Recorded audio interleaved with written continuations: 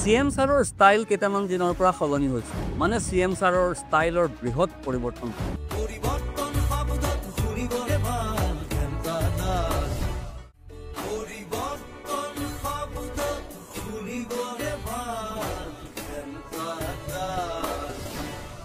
dam care হৈ পৰিছে আমাৰ CM ছাৰ ইফালে বিধানসভা নিৰ্বাচন আহি আছে ছাৰৰ কথাবাৰ্তাই প্ৰমাণ কৰিছে ছাৰ আগতকৈ পাৱাৰফুল হৈছে তাৰমানে মুঠকৈ পাৱাৰফুল মানুহ এই ভাৰতত কোন আছে কংগ্ৰেছ শাসনলৈ আহিলে CM ছাৰে জেলৰ ভাত খাব লাগিব বুলি সিদিনা কংগ্ৰেছ নেতা ৰাহুল গান্ধীয়ে ৰাজহুৱাভাৱে ঘোষণা কৰি যোৱাৰ লগে লগে ৰাহুল গান্ধীলৈ বুঢ়া আঙুলি দেখুৱাই দিলে CM ছাৰ এটা কথা মই কৈ থৈ দিওঁ যে ময়ো অসমতে জন্ম কৰা এটা অসমীয়া দুধদানি খাই মই জন্ম হোৱা নাই মাৰ গাখীৰ খাই জন্ম হৈছোঁ গতিকে ৰাহুল গান্ধীক বুঢ়া আঙুলি এইবাৰ আকৌ বুঢ়া আঙুলি দেখুৱাবলৈ বাধ্য হ'ল CM sir doctor Himanta Biswa Sarma Jamiat উলেমাই হিন্দৰ নেতা মেহমুদ মাদানীয়ে ডক্টৰ হিমন্ত বিশ্ব শৰ্মাক মুখ্যমন্ত্ৰীত্বৰ পদৰ পৰা বৰ্খাস্তৰ দাবী কৰাৰ লগে লগেই প্ৰত্যুত্তৰ আহিল CM ছাৰৰ পৰা চাওক মাদানীক কি ক'লে CM ছাৰে জমিয়ত উলেমা হিন্দক আনুষ্ঠানিকভাৱে মই এতিয়াই বুঢ়া আঙুলি এটা দেখুৱাই দিছোঁ নমস্কাৰ নিউজ ওৱান নৰ্থ ইষ্টৰ আজিৰ এই প্ৰতিবেদনলৈ আপোনাক স্বাগতম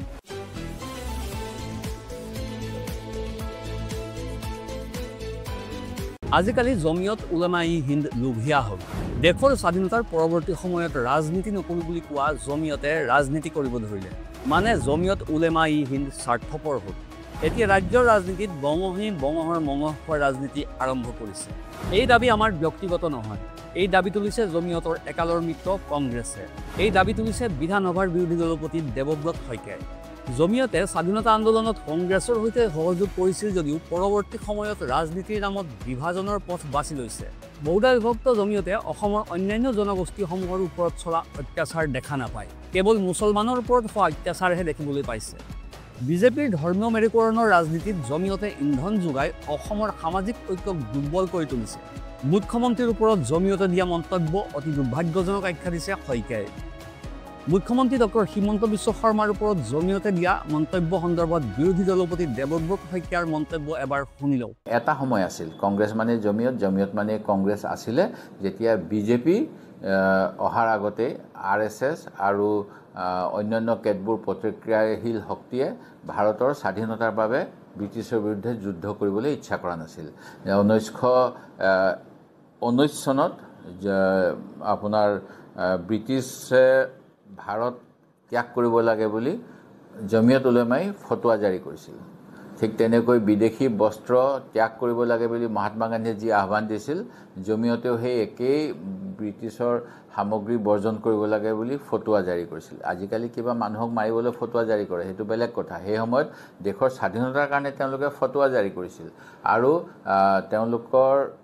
বহুত অৱদান আছে স্বাধীনতা আন্দোলনত কংগ্ৰেছে আৰু খিলাফতে মিলি পেলাই অসহযোগ আন্দোলন আৰম্ভ কৰিছিল আৰু স্বাধীনতা সংগ্ৰামত আমি জানো মৌলানা আবুল কালাম আজাদ আৰু অন্যান্য যিসকল আছে আনকি এই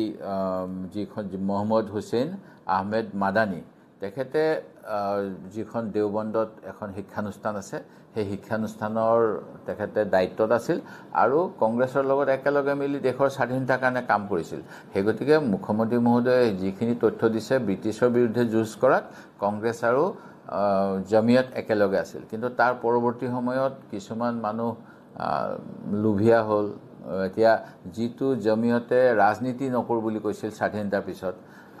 আজমল ডাঙৰীয়া UDF বা কি দল কৰিলে তেখেতে সভাপতি হৈছে এটা ৰাজনৈতিক দলৰ লগতে জামিয়তৰ সভাপতি হৈ আছে সেই গতিকে জামিয়ত যি সময়ত যি ব্ৰিটিছৰ বিৰুদ্ধে যুদ্ধ কৰিবলৈ সৃষ্টি কৰিছিল তাৰ বিপৰীত কাম কৰি আছে একমাত্ৰ নিজৰ ৰাজনৈতিক বা ব্যৱসায়িক স্বাৰ্থ পূৰণ কৰিবলৈ আৰু তেওঁলোকে কাৰ হৈ কাম কৰে মই কৈছোৱেই সেই গতিকে কংগ্ৰেছ আৰু জামিয়ত এতিয়া একেলগ বুলি ক'লে মহা ভুল হ'ব এই ষ্টেটমেণ্টটোৰ মই কংগ্ৰেছ বিধায়িনী দলৰ দলপতি হিচাপে প্ৰত্যাহ্বান জনাইছোঁ আৰু ভুল কথা কোৱা বুলি দাবী কৰিছোঁ আৰু এনেকুৱা ষ্টেটমেণ্ট দি অসমত হিন্দু মুছলিমৰ মাজত বিভাজন আনিবলৈ চেষ্টা কৰাটো দুৰ্ভাগ্যজনক বুলি ক'ব বিচাৰোঁ জামিয়তৰ তৰফৰ পৰা কংগ্ৰেছৰ CM থাকিলে প্ৰতিবাদ কৰিলে মানে কি বুজাইছে মই নাজানো কিন্তু জমিয়তৰ এই শেহতীয়া মন্তব্য অতি দুৰ্ভাগ্যজনক আৰু মই জমিয়তৰ এই মন্তব্যটো ভাল পোৱা নাই একেবাৰে জমিয়ত বহুধা বিভক্ত হৈ গৈছে স্বাধীনতাৰ পিছৰ পৰা যিটো অংশই এই মন্তব্য দিলে এই অংশটো অসমৰ AIUDFৰ সভাপতি আজমল ডাঙৰীয়া যিখন জমিয়তৰ অসম ৰাজ্যিক সভাপতি সেই জমিয়তখনে দিছে আৰু আজমল ডাঙৰীয়াৰ ওপৰত বহুতে সন্দেহ কৰে যে তেখেতসকলে বিজেপিৰ লগত উঠা বহা কৰে বিজেপি আমাৰ মানে